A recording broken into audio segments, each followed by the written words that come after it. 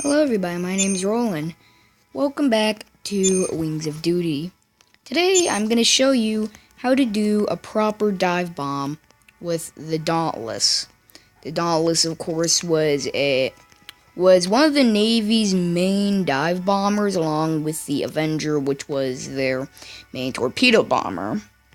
The SBD Dauntless is one of the starter planes you can buy for 1,000 gold if you do enough money transfers. And its payload is pretty decent. It's got, at first, when you first get it, it'll only have 2 100-pound bombs. When you upgrade it, you'll get 2 100-pounders and 1 500-pound bomb. Upgrade it again, and you get 2 250-pound bombs and 1 500-pound bomb, totaling to 1,000 pounds of bombs. Now, like I stated in the BF-110 review, the Ju-87 Stuka can carry a much more heavier load, being able to carry a maximum of 1,200 pounds worth of a payload. However, if you want to go more American and, you want to go like American dive bomber or something like that, then the Dauntless is a good choice. Now, every other plane in this game can basically equip the same payload as a Dauntless with the 1,000-pound bomb, or 1,000-pound payload. However, where the Dauntless really shines is the fact that it is probably one of the only planes in the game in which you can do a proper dive bomb. Now, the Stuka is also a plane in which you can do a dive bomb in, but with the Dauntless, well, you'll see what I mean. So yeah, we're going to equip our payload, and we're going to go into realistic mode, because that's going to be the best way to show off how the Dauntless works. Now, we're obviously going to go over to Midway, because every other map that I've tried out didn't really have a naval carrier, and I want to show you how this thing takes off and everything, and then we'll try and end off the episode with me landing on a carrier. So I've done it. Oh, golly. That's one way to do it. So we're going to turn up the flaps. The Dauntless, when you're taking off with the Dauntless or any naval plane, here's a quick tip. At first, keep ruddering, okay? Your plane will simultaneously try and swerve left or right on its own. And then at the last second when you're about to go off, then put autopilot on and put your gears up. Now, there are some cases where you'll have to actually use your flaps to maintain elevation, but usually, you can normally just take off your flaps and still be able to take off. So, we're gonna have to look on the map first, because the new update and all that. Whoa, okay. The Dauntless can gain quite the speed and has quite the climb rate too. Now, this is all depending on your fuel load and your bomb load, whether it's a light bomb load and light fuel load, or a heavy bomb load and heavy fuel load, which I have the heavier side of things. So once again, we're going to look on our map, mainly to kind of see where we have to go. So our destination's all the way over there. Now, thankfully, with this map, it'll tell us where the actual fleet is, and surprise, surprise, we're actually heading towards it. Now, the Dauntless in first person is pretty basic. You can see the 250 caliber machine gun boxes, you have your speedometer, and all that, and pretty simplistic.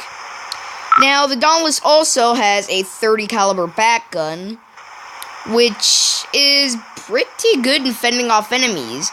Unlike the Stuka and BF-110, this can turn 90 degrees each, while the BF-110 and the Stuka guns couldn't do that. And it's a pretty good turret. The only problem is having blind spots in the bottom, which will be quite the annoying problem for most early starting bomber pilots, or most starting bomber players. other than that, the Dauntless is pretty good. It's actually pretty dogfighting capable and can hold its own or even kill any other enemy aircraft, which is pretty good when you think about it, because, I mean, you don't want a dive bomber to be defenseless.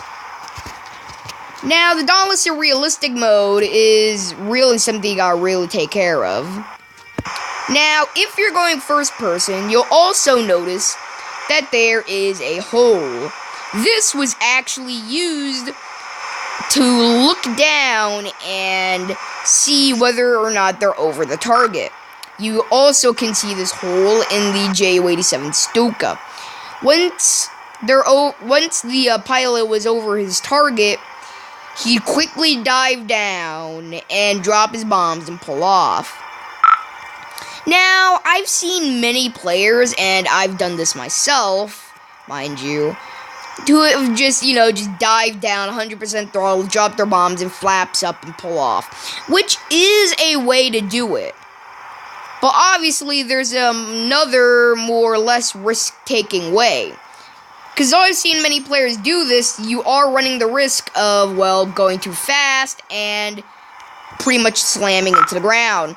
Which is why I think the Dauntless, though other planes can equip its payload practically and even have a better one, is still the more optimal choice if you're trying to go in for dive bombing. Because this thing absolutely excels at dive bombing. And you're about to see in a moment. So, I see the fleet. Fleet is spotted. We got Charlie in the back.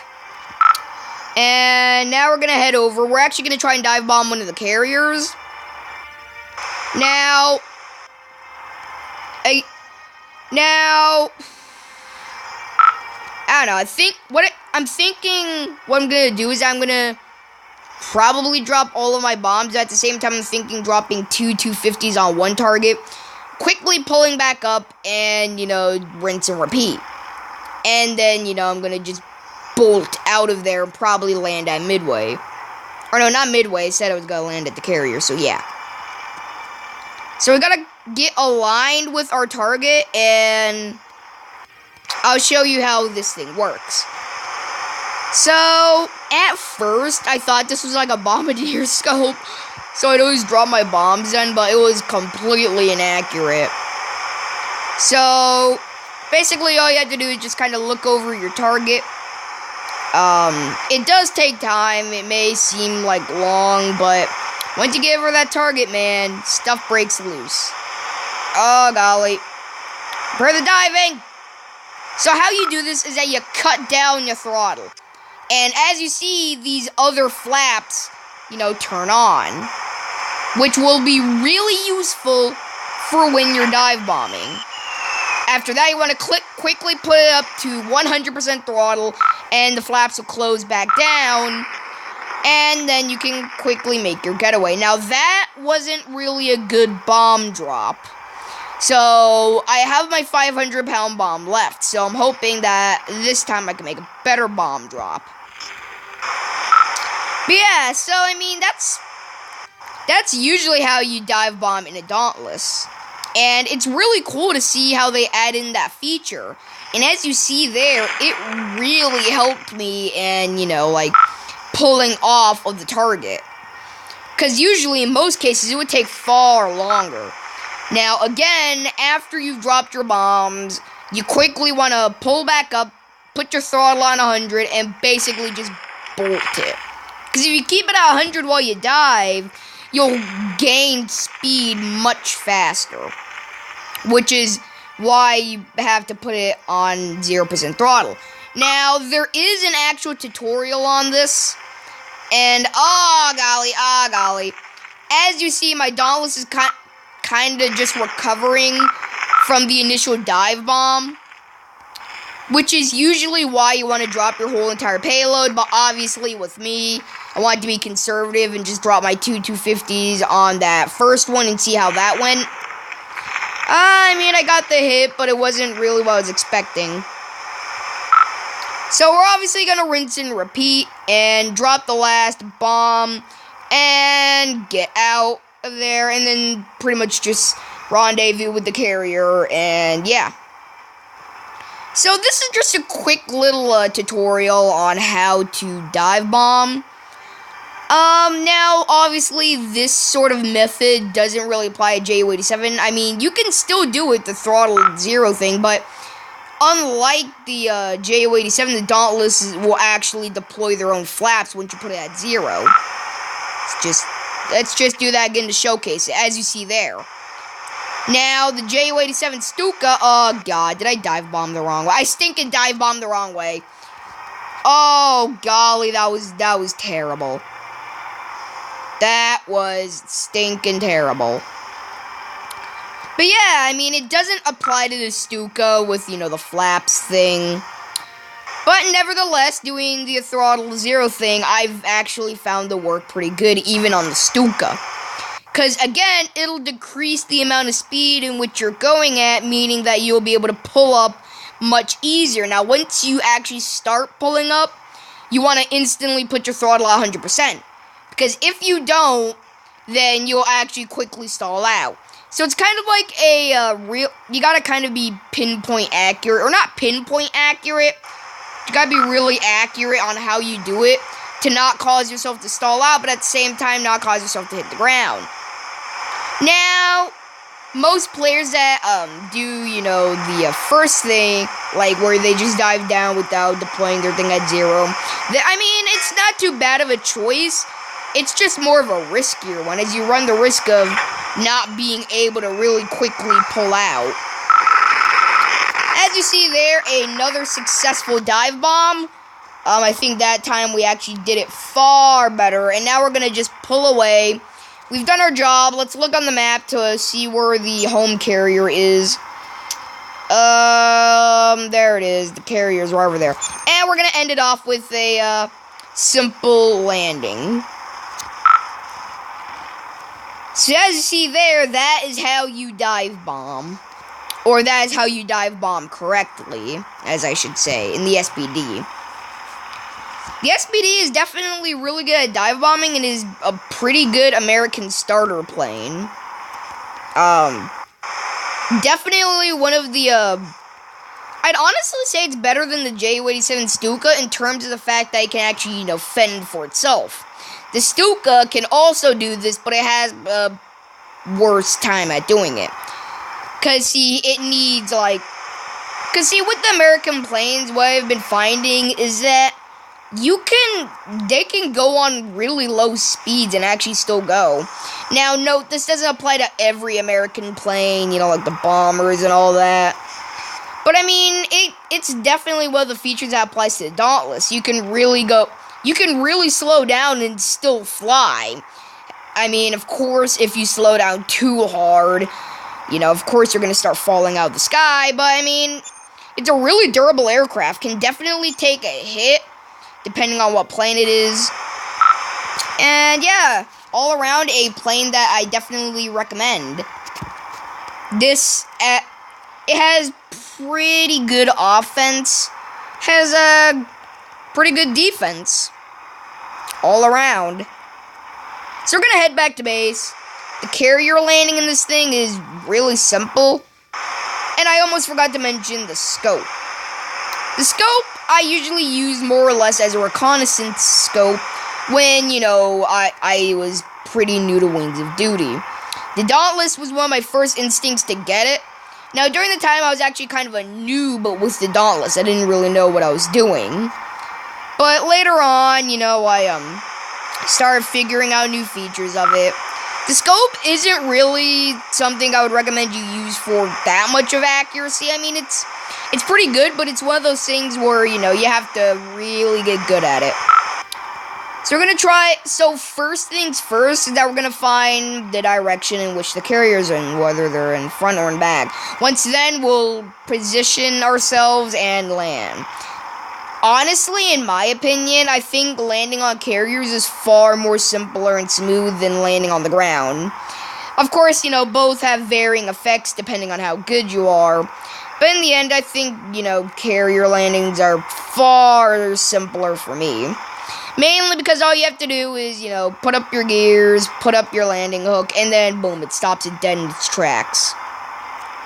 Now, of course, this is just in my personal opinion. I mean, there's probably someone out there who likes ground landings more than carrier landings.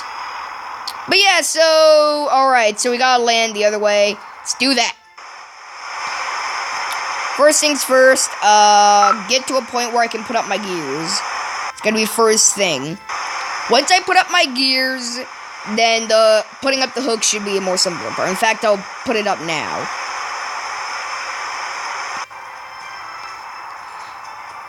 Now these air brakes, of course, will always apply, whether or not you're dive bombing or not. And they're actually they're actually really good. And actually, hold up a second, guys. Okay, terribly sorry about that. It's just, I was trying to, oh, golly. Okay, that was really awkward. Sorry, just had to do something, but yeah. Now we're gonna prepare for a carrier landing. Like I said before, carrier landings are pretty simple and straightforward. You just get your hook and gear out, and then, you gotta align the hook with the string on the carrier, and then after that, you get the gist of it. You land. So now we're gonna prepare for landing. We actually gotta line up with one of the carriers. I think the carrier to the right is probably my better option. So that's the carrier we're gonna land on. We're gonna land on this carrier to the right. So let's see. See, the only problem that I face with this is getting low. You don't want to get too low to a point where your gears will hit, the edge of the carrier and you'll, crash. But at the same time, you want to reach low enough to where, your hook hits the string. This is probably one of my only problems I have with carrier landings. Oh, look at that stopping power. Look at that, boys. A Dauntless landed. Anyway, guys, I hope you actually enjoyed this episode. This was just, again, a quick little tutorial on how to, land, or how to dive bomb a Dauntless. Or not dive bomb a Dauntless, but how to dive bomb in the Dauntless. It's pretty straightforward, and, once you get used to it, the Dauntless is probably one of the best dive bombers in the game. Now, in terms of payload, of course, that's the Stuka, but you get what I'm saying. Anyways, like, comment, and subscribe, and I'll see you guys later for more quick little tutorials.